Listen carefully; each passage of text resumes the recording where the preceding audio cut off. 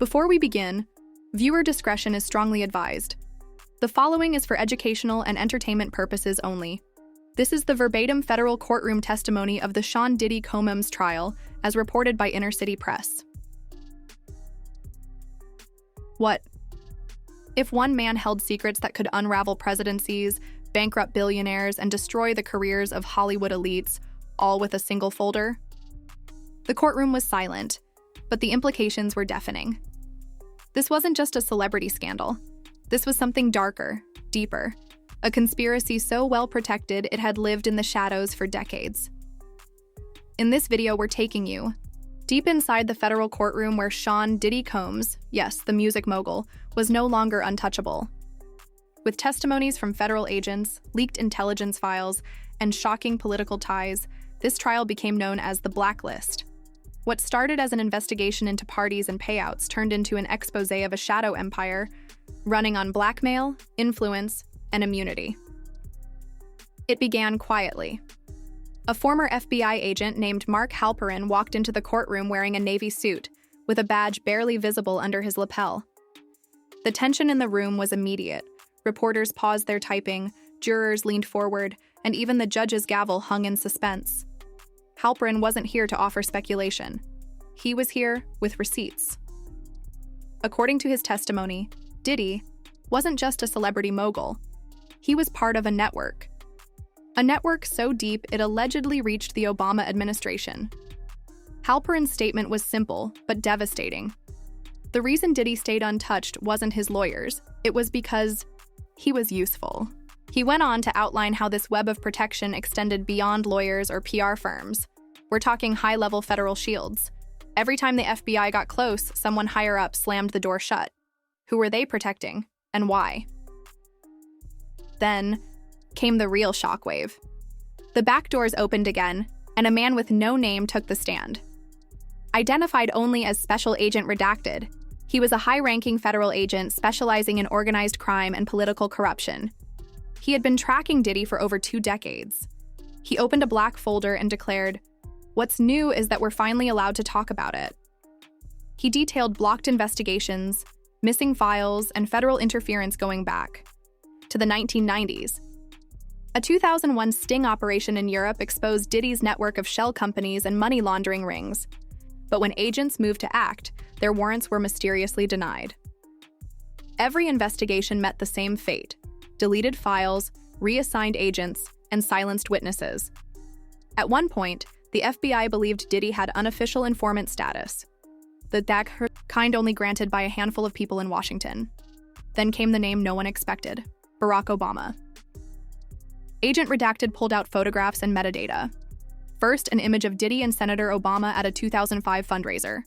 Then, a 2007 private event in D.C., hosted by a lobbying group connected to the DNC. Diddy was listed under an alias. This wasn't a meet and greet.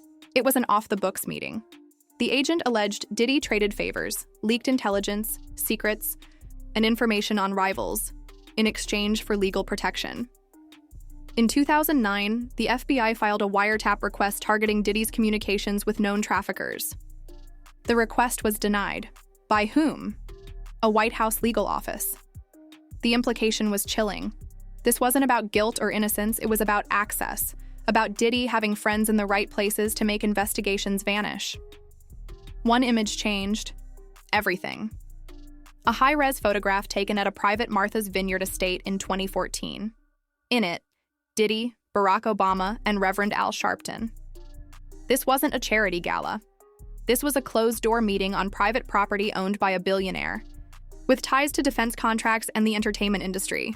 The guest list? CIA assets, arms dealers, TriStar Entertainment reps. According to Agent Redacted, Diddy wasn't there as a guest.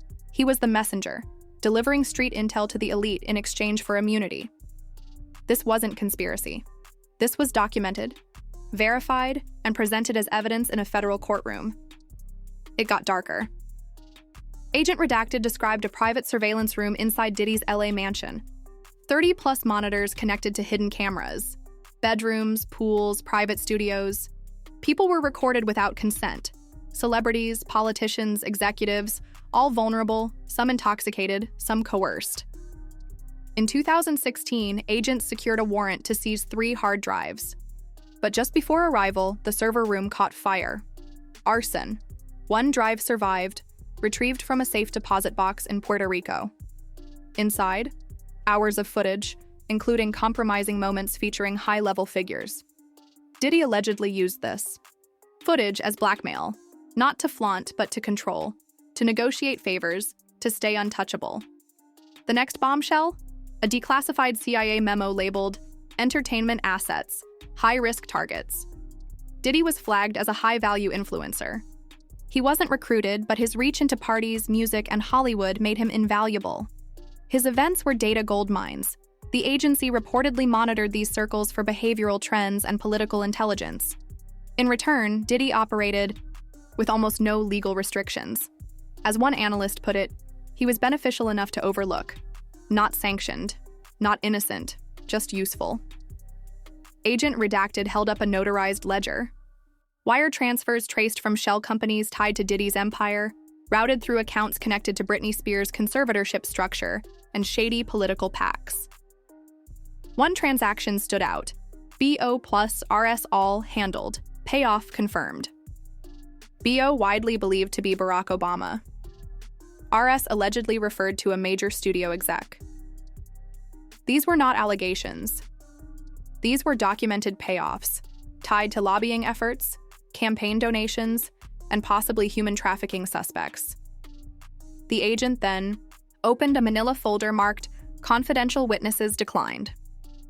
Inside were statements from 26 individuals, models, dancers, assistants, who described experiences ranging from coercion to sexual assault. A 17-year-old witness known as CW11 claimed Diddy promised mentorship, but instead threatened their family if they ever spoke out. A male model said he was flown to Miami under false pretenses and ended up in what felt like a ritualistic party setup. None of these witnesses testified in open court. Most were silenced by NDAs or fear. But their stories were corroborated by metadata, locations, and surveillance. And then, everything cracked wide open. Agent Redacted read from a verified 2015 call transcript. Diddy, frustrated, said, "I did my part. I brought in the dollars. We flipped 5 precincts blue last cycle. If I go down, some of y'all are coming with me." He wasn't bluffing. The timing aligned with a PAC donation to Obama's re-election effort. DHS records showed Diddy's private jet was moments from being searched when the alert was pulled by a secure White House line. He walked free. He didn't just buy silence, he bought power, and used votes as currency. The trial reached its climax with the reveal of Project Ghost Room, a 94-page FBI dossier found in a New Jersey storage unit. Polaroids, audio files, secret memos, a collection of blackmail material gathered over 20 years. Diddy wasn't partying. He was collecting leverage. BO plus RS wasn't just a transaction, it was part of a long-running exchange of silence for power. The courtroom fell into stunned silence. The question hung heavy. How many more names are in that blacklist file? This was never about one man. This was about the rot beneath the surface, the illusion of justice, the theater of equality, and a system designed to protect the powerful, as long as they stay useful. The trial isn't over, but one thing is clear. Diddy's empire wasn't built on music, it was built on secrets, and now they're all coming out.